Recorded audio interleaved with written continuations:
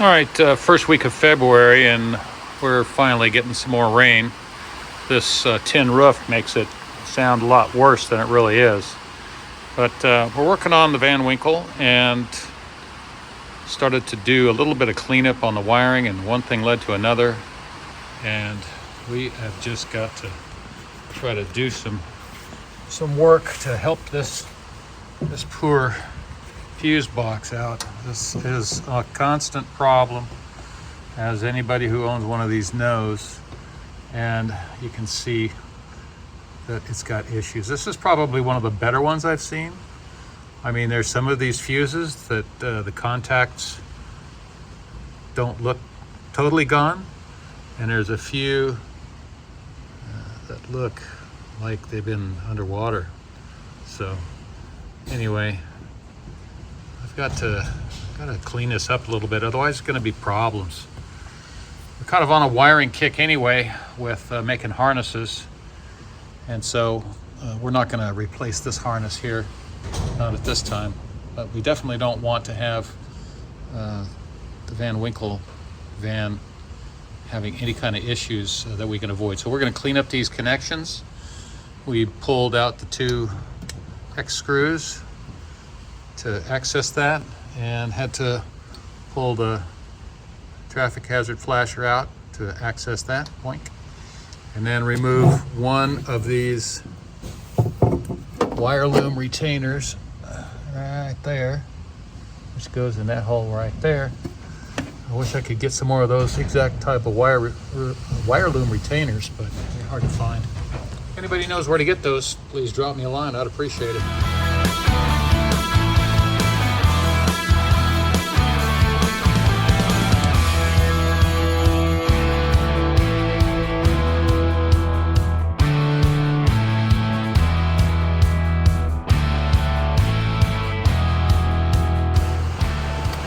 These are a couple of the fuses that I pulled out. These are the two worst. The one that has the little stripe there is for the cluster feed, and the other one is for the stop and park lamp. And these things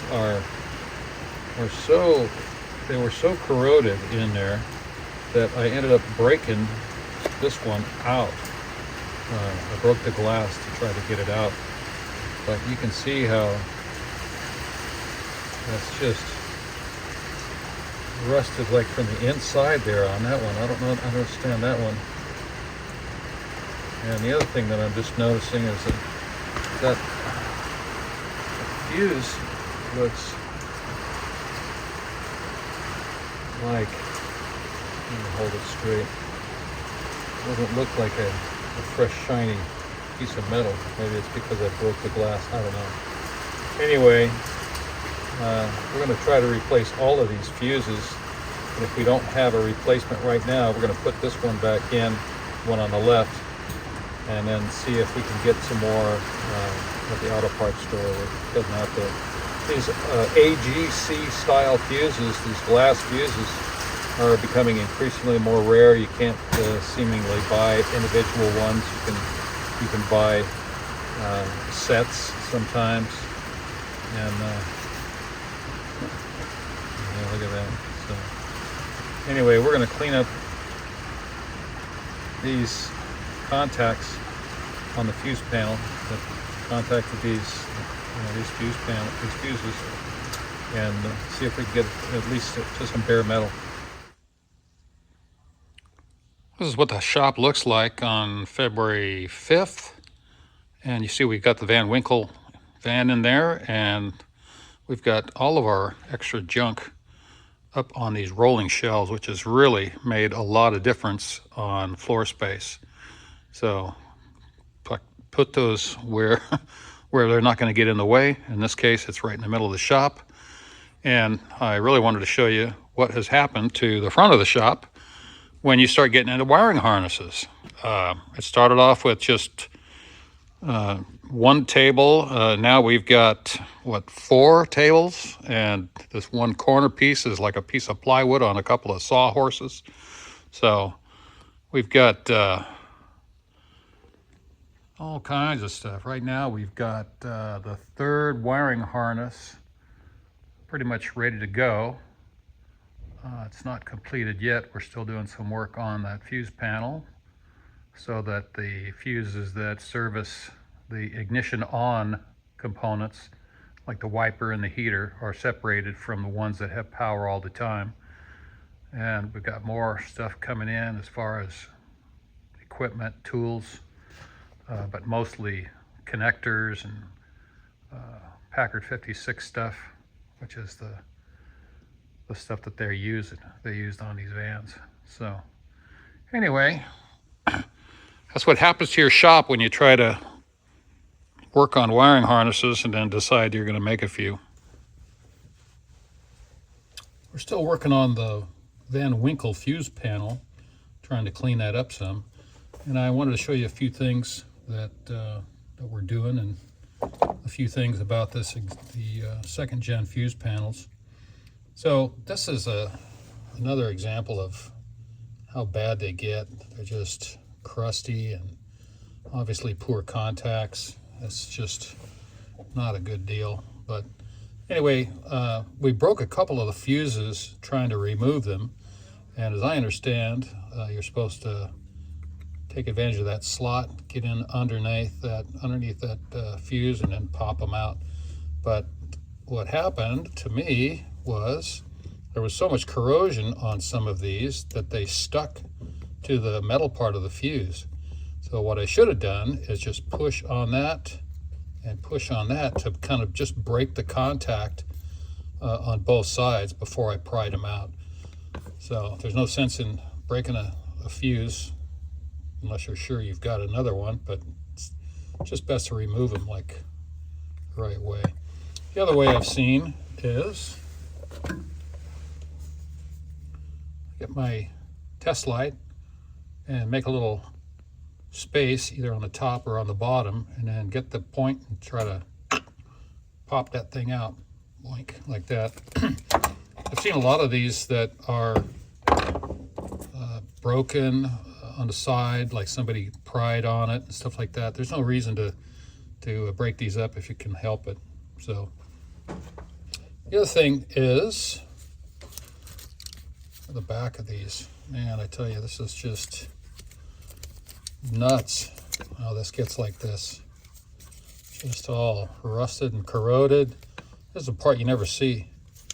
And one thing which I saw, which I do not understand, maybe somebody can help me understand this, is how does dirt get packed in here?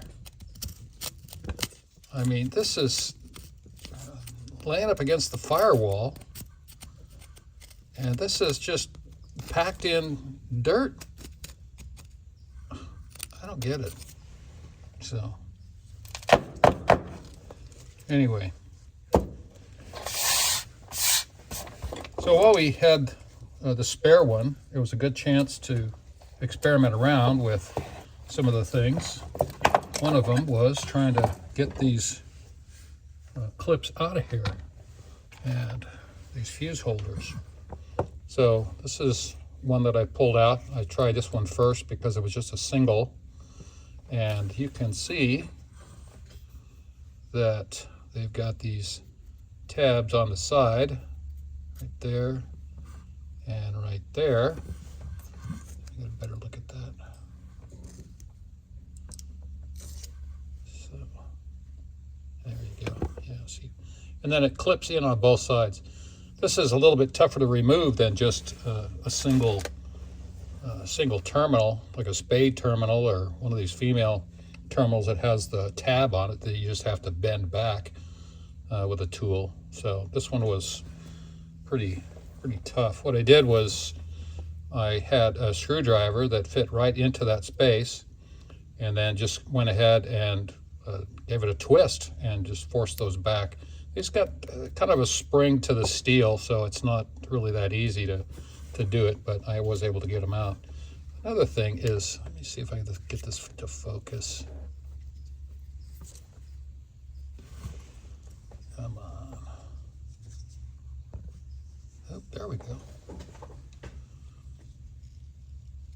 look at, let me try to hold this straight. Oh, there we go.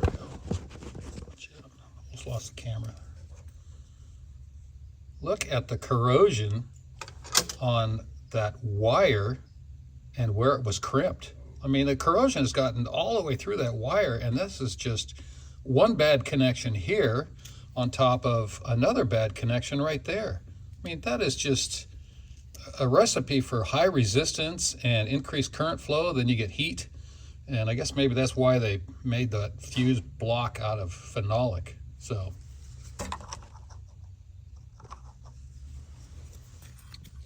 I pulled this one out and wanted to see if I could get some kind of tool into the contact points here where the fuse goes around, because that's where the action occurs. I don't really care if there's corrosion on the outside. It's going to be too tough to clean anyway, but at the contact points, that's where I want it nice and clean, ideally. As far as this, I don't know what I'm going to do. The only idea I have is try to sand a section down right about here to bare metal, and a little bit of that copper, so I get some bright copper and some metal, and then put a drop of solder on there. I don't know if putting a drop of solder is going to make much difference when you're trying to put it in between that crimp. So, beautiful crimp, by the way. I wish I could make them that clean. I'm sure it's a machine. Anyway, so this is one that's, let me get this, straighten this out. Oh. All right, we're back. Just a few technical difficulties. Now this is the pink wire that comes into the back of the fuse panel and powers up the items that are on when the ignition is in the run position. Now, this pink wire gets its power from the key switch, the ignition switch, and these different tabs here are all lit up when, or all powered up when the key is in the run position. And that's, let's see, the wiper, the heater, a couple others. I'm sure Michael added to the bottom of this. And this one is a tough one to get out. I tell you, I had to work on this one. Come on now, focus. There we go. So you have to bend all of these tabs up, and they all come out as a piece. So that's a tough one. What I did was I started with this one here, and then this one here, then got under it with a small hook type pick, and eventually it came up. So I think you can bend these back a few times. They're a little bit more stout than some of those Packard 56 spade terminals that they use.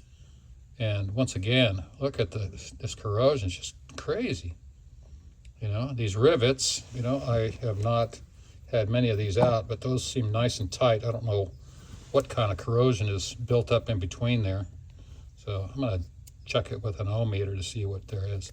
But if you happen to have this fuse panel off, what I would recommend is that you pull this quick disconnect off and sand these terminals right here. So see just how nasty that is. I mean, if you can avoid it, you need to have bright metal, and then after you're done, you can put some of that dielectric grease on there to hopefully ward off some of that corrosion that's going to creep in there from who knows where. Probably the same place that dirt is creeping in there. So actually have no clue about that. Anyway, that's the thing with this fuse panel. The first gen one, this is the second gen one. The first gen one doesn't have the two spots for the flasher because one of them is turn signals and the other one is hazard. So it's also got a few of these other terminals which are really handy. I'm going to show you those a little bit closer when we get to the van. So if you're not sure what's going on with those, this is a handy place to tap in for like a cigarette lighter and unfused ignition. So anyway, let's go take a look at the van.